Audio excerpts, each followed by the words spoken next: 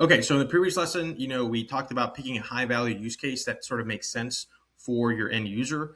In this lesson, again, we're going to take what the GPT has given us. In this case, it's given us the title, the description, the fields for the smart form, and the prompt mapping, which would be your framework. Again, we want the actual prompt to be valuable. We don't want to just leave it to the AI to come up with something that is going to be valuable to our end user. Now, for some tools, you might want to do that, especially if it's a very simple tool, right? But in this case, you are the subject matter expert, you are the niche expert. We want to add some of your personality here, right? So, you can ask it, I want to make sure the prompt mapping includes principles from Wendell Berry about being outside, right? So, you might want to add some of your own personality, your own expertise. Again, I'm just picking something here. Wendell Berry inspired principles, connection to land, attentiveness, simplicity, outdoor presence. That way, it's a little bit more. It's more specific to my brand as a parenting coach. So, as you can see, here's a prompt mapping instructions. And I'm going to show you how all of this is tied together. So what I'm going to do is I'm going to take these fields and I'm going to create them in the builder. So I'm going to basically just copy these over, literally. And I'll pause the video here just a minute and copy all of them over and show you what it looks like. Again, this is for the very first question, and we're going to add the rest of our questions here. Again, these have to be required. And here's another one. So I'm going to pause the video and I'm going to paste all my questions in here, and I'll see you when they're all pasted. Okay, so I added all of my questions in here. As you can see, these are the same questions that the GPT gave me.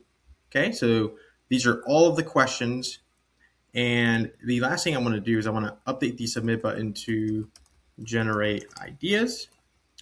And again, if you're going to be embedding this individually somewhere, you want to go ahead and choose if you're going to want it a single page or a multi-step. So this is single page where they see all of the questions. So if this is going to be embedded on a landing page or in a course in a portal, you might want to go ahead and think about that. You can also ask the GPT to make a smart form that has less questions or more, depending on the framework. So I'm going to make this multi-step, and I am, again, here's where you can turn off the branding as well.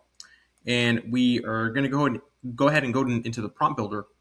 And really, this is where the magic happens, because you see here, it gave us a prompt mapping instructions. This is essentially where your framework, your experiences, in a sense, hard prompted in. The end user does not see this. This is just the instruction to the AI to take the fields that were just submitted and create something with them. So I'm going to paste everything in here. Okay. I'm going to name this screen free ideas. And we can see here that we can easily just replace these, just backspace and hit at. And we can put all our Q1, Q3, Q4. And this is Q4, Q5, and Q6. Okay. And then this is where we can choose a engine.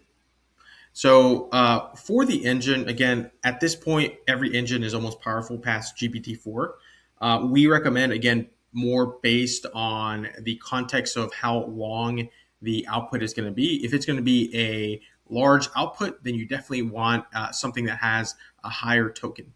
In this case, for a tool like this, really, all of these are almost overkill. I'm going to go with GPT 4.1. I'm going to confirm my selection. Now, there's also Claude and Opus and all these if you prefer. Again, you can always test as well, because that's exactly what I'm going to do next is I'm going to test the actual engines. And before I do that, actually, I want to make sure I publish the tool. And of course, this isn't publishing anywhere. This is just saving it. And we are going to test the tool. And this is going to essentially open another tab with their tool in the browser. It's not embedded anywhere. It's just a preview of the actual tool. This is where we can sort of see how the tool looks like to the end user. And of course, we want to test it before we embed it. We want to test it and see what the response looks like. So let's go ahead and test it. I'm going to put a 5-year-old and a 8-year-old. And we're going to hit next.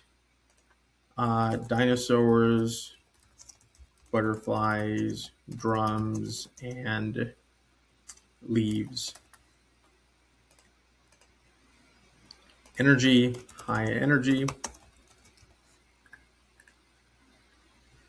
Time, let's do 1 hour on Saturday. Indoor and outdoor, let's do outdoor, but indoor ideas needed as well in case it rains. And the parent's capacity, low prep, easy to clean, or no cleaning at all. And now we're going to generate the ideas. So again, it's feeding these fields into that prompt. And if you don't like the way it comes out, fundamentally it comes down to the prompt. So here it's creating the AI responses, dinosaur track hunt, butterfly spotting and leaf collecting, listening walk, find the drumming for natural drumming, tap branches together, listen for woodpeckers, leaf lab, outdoor or indoor, build a nature sculpture together. Yep, so just giving all the ideas. And then if there's a rainy day alternative. And again, so for example, you might not like the way like the prose or the style of that it's writing. Well, that's where you can go back into the prompt framework and tell it to write in a specific style, or maybe credit your framework, credit your book, your idea. If you wanted to pull things from your book, you can actually also add it into the actual data sources here. So if you do have a book, you can absolutely upload something here for your actual tool to pull data from and context from. So that is the simplest way to do that. And again, definitely test your tool out. You're going to need to test it before it's ready to go. Test it a few times. And then once you get to a point where, okay, this is exactly the experience I want my end users to have when they fill out my form, then you're ready to brand, test, and share your tool. So the next thing we're going to do is we're going to embed this tool on a landing page, and that'll be lesson 3. So stay tuned, and I'll see you over there.